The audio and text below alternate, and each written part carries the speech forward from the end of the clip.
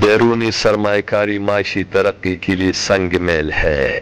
Engineer Tariq Sadozai.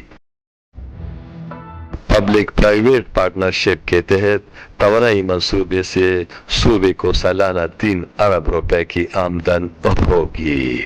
منصوبے کو درپیش مسائل کا حل اعلیٰ فورمز پر اٹھایا جائے گا۔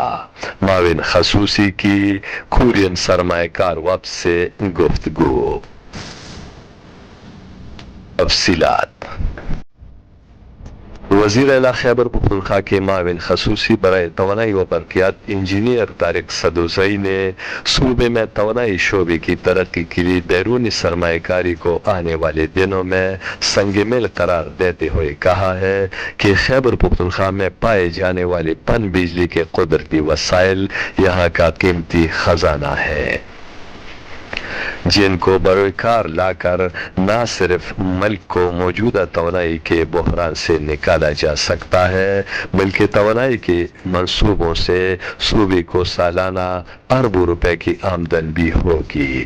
ان خیالات کا اظہار انہوں نے جنوبی کوریا کی توانائی کے شعبے میں سرکاری سطح پر کام کرنے والی کمپنی KHNP اور خیبر پختونخوا حکومت کے باہمی تعاون سے ضلع کوہستان میں 470 mega watt lower Spat Gah power project پر ہونے والی پیش رفت کے حوالے سے Korean hydro and nuclear power company کے نمائندہ سرمایہ کار وفد سے منعقدہ اجلاس سے خطاب کرتے ہوئے کیا۔ اجلاس میں بریفنگ دیتے ہوئے بتایا گیا کہ پبلک پرائیویٹ پارٹنرشپ کے تحت کورین کمپنی اور حکومت خیبر پختونخوا کے باہمی تعاون سے لوئر اسپاٹ گاپ پن بجلی منصوبے سے 470 میگا واٹ بجلی پیدا کی جائے گی اور صوبے کو سالانہ تقریباً 3 ارب روپے کی آمدن ہوگی۔ منصوبہ 5 سالوں میں مکمل ہوگا، جو صوبے کے حالیہ تاریخ میں سب سے بڑا پن بجلی کا منصوبہ ہے۔ اجلاس میں IGCEP پلان اور NTDC سمیت نیپرا کے ساتھ وفاق کی سطح پر درپیش مسائل کے بارے میں گفتگو کی گئی۔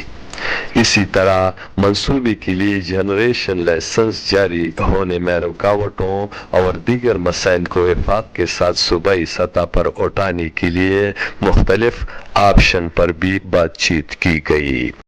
اس موقع پر معاون خصوصی برائے توانائی و برقیات انجینئر طارق سدوزئی نے کورین سرمایہ کار وفد کو یقین دلایا کہ وہ وفاق کے ساتھ صوبے کی ترقی کے لیے درپیش مسائل کے بارے میں اعلیٰ فورمز پر اجاگر کر کے اس کا حل نکالنے میں اپنا بھرپور کردار ادا کریں گے۔ امجد علی خادم، پختونخوا TV، پشاور۔